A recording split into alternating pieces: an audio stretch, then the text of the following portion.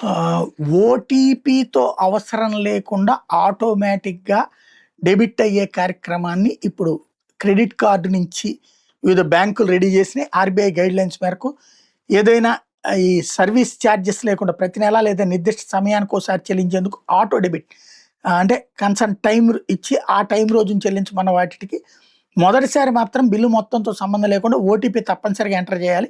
ఆ తర్వాత చెల్లింపులకు ఆర్‌బీఐ నిర్దేశిత పరిమితి వరకు ఓటీపీ మినహాయింపు ఇచ్చింది. ఓటీపీ అవసరం లేకుండానే మన అకౌంట్ నుంచి నేరుగా డబ్బులు కట్ అయినప్పటికీ బ్యాంకు చెల్లింపు జరిగేబోయే కనీసం 24 గంటల ముందు చెల్లింపు జరిపాక ఎస్ఎంఎస్ ద్వారా ఏదైతే అలర్ట్ మెసేజ్ పంపించే ప్రక్రియ మాత్రం యథాతథంగా కొనసాగుతుంది.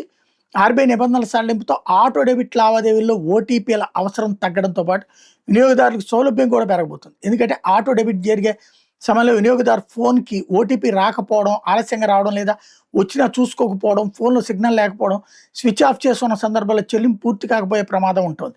చెల్లింపు విఫలం లేదా జాప్యం కారణంగా వినియోగదారుల సేవలకు అంతరాయం కలగవచ్చు.